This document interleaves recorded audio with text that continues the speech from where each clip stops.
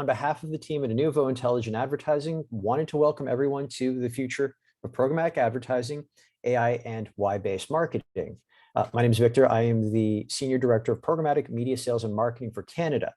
Inuvo as a company is new to Canada, but we are well established in the US. We consider ourselves the pioneers of AI-powered why-based marketing, and we look forward to sharing this thought leadership piece with everyone.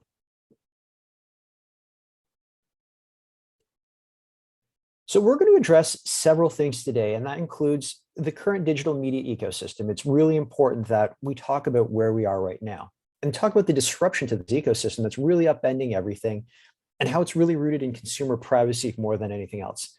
This is giving way to this paradigm shift that we're seeing at Inuvo, which is away from who-based marketing and then towards why-based marketing. And we're going to showcase how AI will play a greater role in the future of programmatic advertising. We're also going to leave you with some case studies. And so here's a selection of defining industry moments that have brought us to where we are. The common denominator, everything's rooted in consumer privacy. Important thing to note is that this shift is coming from both the public and the private sector. Think of it as a giant rock that a number of players are chipping away at from a number of different angles. You could argue that Castle kicked it off in Canada back in 2014. But GDPR was one of the first times we saw privacy laws transcend borders and impact foreign publishers. As far as the private sector is concerned, well, it's all been Apple the last couple of years. There are the changes to Safari and its impact on third-party cookies. More recently, there was the iOS 14.5 update, so you have to opt into in-app tracking. And then even more recent than that, it's the iOS 15 update, which will allow users of Apple's native email app to block email pixels. But then there's also the elephant in the room, Google. They were supposed to sunset the third-party cookie in Chrome in March, but that's been backed up a year. And so where do we go from here? Does the cookie continue? Some people tend to think that the cookie is going to continue, that Google might back up the launch of Flocks by another year or so, and that's what we're going to rest our hat on. But then there's, speaking of Flocks, the federated learning of cohorts. Maybe everything shifts in that direction. If you've been paying attention to the trade publications and specifically LinkedIn, you've noticed that the Trade Desk, which has been championing Universal ID 2.0, is beta testing and launching it in Canada as we speak. Or maybe there's something else that we haven't spoken about yet, something somewhere in some lab on someone's computer that might overhaul all of this. But the one thing we took for granted was the cookie turned out to be the internet's answer to VHS or Blu-ray. It was a standardized format that multiple competing parties could work with. One school of thought is that we could see different targeting solutions depending on browsers. Solutions could become proprietary. Regardless of what permeates, the ability to access and utilize personally identifiable information is getting smaller. We're going through this giant shift in what we have to work with and what tactics will be available. And so retargeting and frequency capping look destined to die with the third-party cookie. These are two popular tactics. And I realize there are some people out there that think otherwise, that no, they will live on in some way, shape, or form. Let's wait until everything has been launched in replace of the cookie. But all signs point to these tactics going away. You can't address consumer privacy concerns by replacing the cookie with something that's going to mimic every aspect of it. Case in point, one of the rumored reasons Google's Flock was delayed by a year had to do with how much it, and I say allegedly, functioned like a cookie. The industry is not reinventing the cookie. What we're seeing is a complete reboot in the type of information that's passed back to advertisers and the way we utilize it. Your KPI benchmarks are going to change, especially if you're in direct response or the acquisition space. This is going to put even more pressure on traders to get it right out the door. This means finding ways to make prospecting even more effective. And so we've already established that things are going to change. You can't have this significant amount of disruption and expect the status quo to carry on. So what is the status quo right now? If we have to bring everything together under a singular umbrella term, it's who-based marketing. And it's a simple approach, one that everyone on this call will be familiar with, leveraging as many data touchpoints as possible to define your core customer. Well, once you define what that customer looks like, you market heavily to them, which in turn should yield results. We sometimes like to come up with funny acronyms for them. There's MOPEs, I'm sure everyone's familiar with that, managers, owners, professionals, entrepreneurs, and supervisors. It's a popular one. My personal favorite, just because I love saying it, is DINKS, the double income, no kids. But this is nothing new. We've been utilizing who-based marketing for years. It's extremely prevalent in traditional media, and it's something that digital media also adopted, albeit with attempts to produce more sophisticated results. Yeah, who are your customers? Who is buying your products or services? Who is visiting your site? And who's engaging with your content? Why-based marketing negates the immediate need for any demographic data. Understanding who your customers are will continue to be important. Make no mistake, Inuvo is not dismissing this. But when it comes to targeting, understanding why someone is expressing interest in your products or services will become even more paramount. This paradigm shift is rooted within privacy, but more importantly, it'll be fueled by human intent.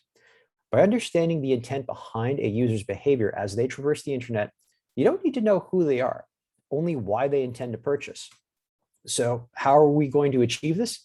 It's by finding smarter ways of analyzing content that allows us to predict the user intent instead of predicting who they are. That smarter way will be fueled by artificial intelligence. This is going to play a critical role in the future of programmatic advertising, especially when it comes to supporting the efforts of why-based marketing. Not to be confused with machine learning, which is a component of artificial intelligence. I wanted to stress this because I found that sometimes these terms are used interchangeably. So according to TechTarget, AI is the simulation of human intelligent processes by machines and computer systems. I like to refer to a more simplistic definition, and that's a way of looking, a more simplistic way, and that's, mimicking human actions and intelligence, but performing at a level that humans cannot. So think of our brains like libraries, and the neural connections in our brains are like the books in the library. Each book represents a memory, a lesson, an experience, or a general understanding of something. When we interact with something that requires a decision, those connections come together to access all the related information we have ever learned in our lives to help facilitate that decision, and it happens automatically. IntentKey is the name of Inuvo's patented AI. IntentKey doesn't care or know who you are. All it knows is that there is some anonymous user on this website consuming content. It utilizes something called natural language processing, which is a way of programming computers to analyze large amounts of natural language data. This practice is where linguistics, data science, and computer engineering all come together. In short, the AI is capable of understanding content, theme, intent, tonality, and any other contextual nuances in the way a human reading the content would. So using the topic sleep, we're going to put this into practice. Pretend you're browsing a web page. The content on the page may not be directly related to sleep, but let's just say there is a core concept of sleep present within the site, such as like maybe a snoring partner. Our AI crawls the entire internet and analyzes every domain level page URL to understand context, theme, and tonality in the same manner a human would. And it's important to highlight the differences between domain level URLs versus websites. A website is a collection of pages that could contain a variety of topics. Take a news site like cbc.ca, for example. It's a robust site that covers current events, politics, crime, sports, local news, weather, entertainment, travel, and so on. Under who-based marketing, a client might identify news intenders as part, and conventional cookie-based targeting would use this information to inform the bidding process. Looking to target news intenders, then bid on inventory from cbc.ca and or any other news sites. Why-based marketing judges every piece of content individually on its own theme and merits. The AI uses this information to inform the bid process. If cbc.ca has a piece of content, say, 5 things light sleepers can do to improve sleep quality, and the product you're promoting aids light sleepers in improving this, then we would only bid on that page or comparable ones as the opportunities would come up. So keeping with the theme of sleep, let's bring all this together. This is a real-world example of how focusing on intent drove sales and uncovered new prospects for this brand. Can't tell you who they are, got to keep them anonymized, but it's a major electronics brand that wanted to promote and sell sleep aid earbuds. These earbuds cancel out noise so you can get a good night's sleep. Most people looking at this are probably thinking, well, Victor, this is fairly straightforward. Target light sleepers, we're done. And that is true. The who in this case is light sleepers. But this is the rabbit hole you can go down.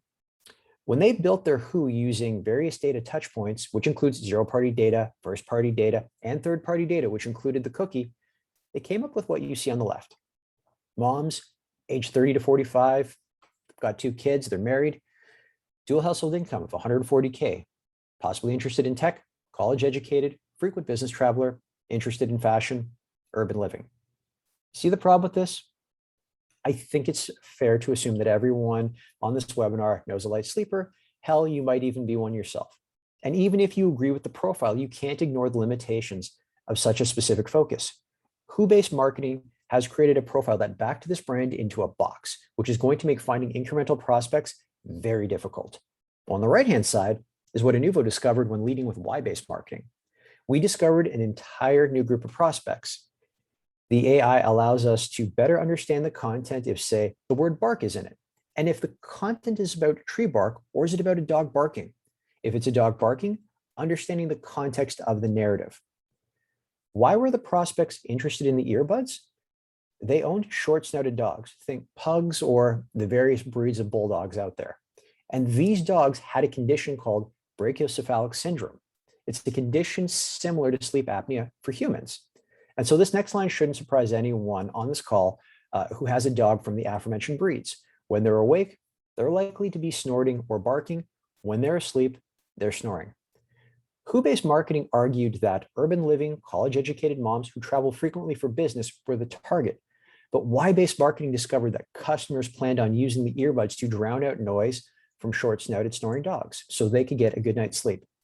Why-based marketing goes beyond to provide incremental prospects. By unlocking the power of why, you increase your reach through intelligent targeting that brings down KPIs, whether it be a CPL, CPA, or a better return on ad spend.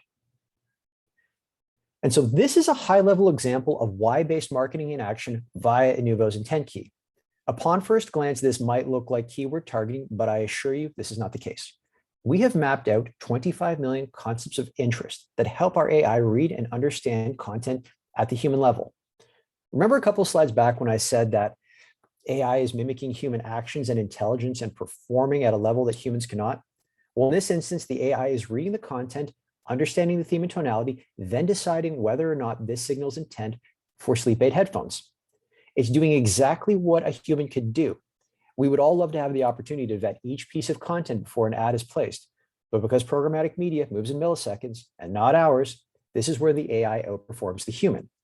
In this instance here, intent signals were laid out. Everything in green has been identified as content to bid on. Anything you see in gray, despite looking like it should be in green, is omitted because even though the topic might seem relevant on the surface, the AI has judged otherwise. So let's delve into this in a little bit more detail. If you're having a look at it, you can see things that are very obvious, like sleep connected back to the snoring dogs, bulldogs, difficulty breathing, but we've got planes up there as well. Again, agnostically going after the prospects. Let's say, for example, the content is talking about, how to sleep on a plane. Maybe it's advice for business travelers that are constantly flying and jumping in between time zones, and they have to reset their body clocks. That's something that this product absolutely could assist with. I want to direct your attention to the one that says pills there. If you're a light sleeper, there are pharmaceuticals out there that can help you, that can help treat this. And you know what? This client was offering a non-pharmaceutical alternative to that. So it makes sense that the ad would be placed next to that content. But here's where the AI kicks in and actually helps protect you as well. Let's say, for example, and I know that this is a dark topic, the content was speaking about a Hollywood actor who had overdosed on sleeping pills. That's not something you want to put sleep aid headphones next to, kind of like putting an Air Canada ad next to a plane crash. So it shows that the AI really is reading the content and protecting and helping and making sure you're getting in front of the right person at the right time. That's not something that would be captured by keyword targeting in this instance. But what happens if a piece of content isn't screaming intent? What other ways can we utilize content to reach new prospects? And the answer is by using short-term content consumption patterns to see if there's a story that suggests or infers intent. So on this slide, there are a number of intent signals about an anonymous user's short-term content consumption patterns. And when you just pull it up like this, you kind of have to dig deep and do a bit of thinking to see if there's any sort of story that you can pull from. But here's what happens when we arrange things and take a deeper look. Independently, the content might not completely signal intent, but when rearranged and examined in groups, the data tells a different story about this person's consumption habits within the moment. So part one, beds, sleep quality, and sleep. That signals potential sleep issues. And then there's part two, pugs, pets, snoring dogs. Well, the signal suggests that any sleep issues could be noise related. And remember, just like the human brain, the AI has already trained itself to understand which dog breeds are more likely to snore. It's leveraging experience versus learning for the first time. And then there's part number 3, headphones, noise canceling, the signals suggest that they're looking for a sleep aid solution. So when you put all of this together, we can make the deduction that this person, 1, has sleep issues, 2, their sleep issues look to be environmentally driven, possibly by a noisy dog, and 3, and this is the big one, it's a problem that requires a solution, a problem which sleep aid headphones can solve. And so how fresh your data is, it's also going to be crucial. Who-based marketing doesn't ignore this concept, but it wasn't a priority given the cookie can go back, 30, 60, or 90 days. Now, if you're selling high turnover products like grocery items, that might not matter much. The opportunity to re-engage someone for a bottle of ketchup or mayonnaise, that can be as little as weekly.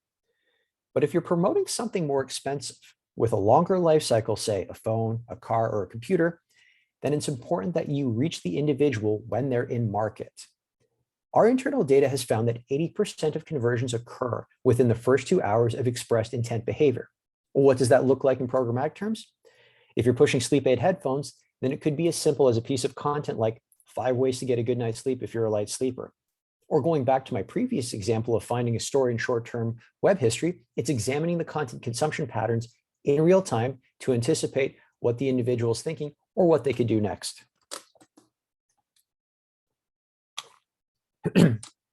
This is the point when people are in research mode. They're going across the web, seeking out any bit of information they can to help inform their decision. At this point, it's safe to say they're ready to buy. All they need is the right information or incentive to buy from you. Excuse me. And so we wanted to leave you with some case studies that illustrate why-based marketing in action. So for a state-level dairy board in the US, very similar to the Dairy Farmers of Canada, their goal was to increase dairy consumption, regardless of product. And they came to us and they said, who-based marketing told them to target moms, the chief household officer. Why? Because their data informed them that moms control the grocery list, and reaching moms would drive increased sales. Why-based marketing found that content around laundry signaled intent. And it makes sense when you think about it. Laundry content isn't the most attractive read. And if someone is really diving into the differences between detergents and fabric softeners, then they're probably doing it because they're in the middle of planning the grocery list. And when you think about it, that jug of Tide sits right next to the milk and cheese in your shopping cart. This was another fun one. Pandemic date night.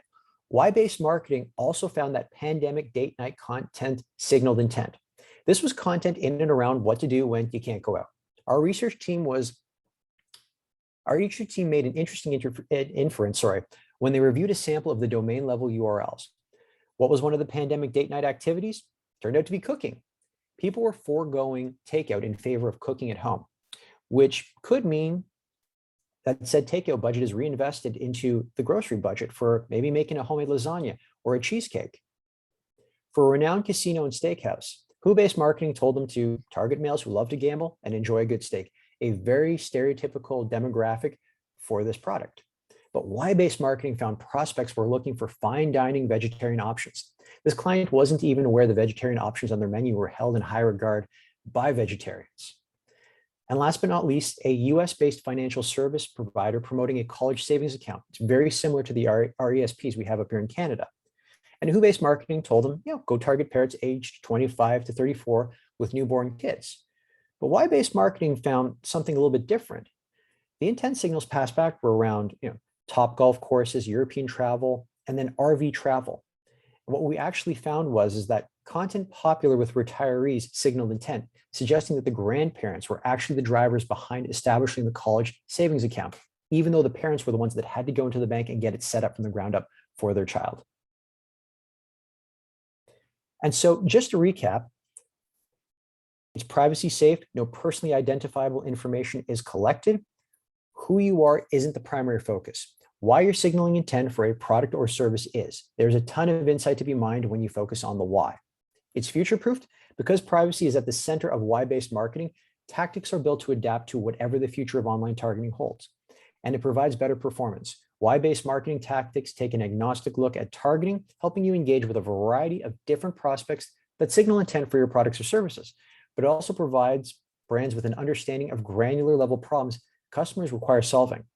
And this will be led by artificial intelligence, which will allow advertisers to interpret, examine, and more accurately action upon the limited forms of data that will be available in the future. And that's it for me, everyone. Thank you so much for your time.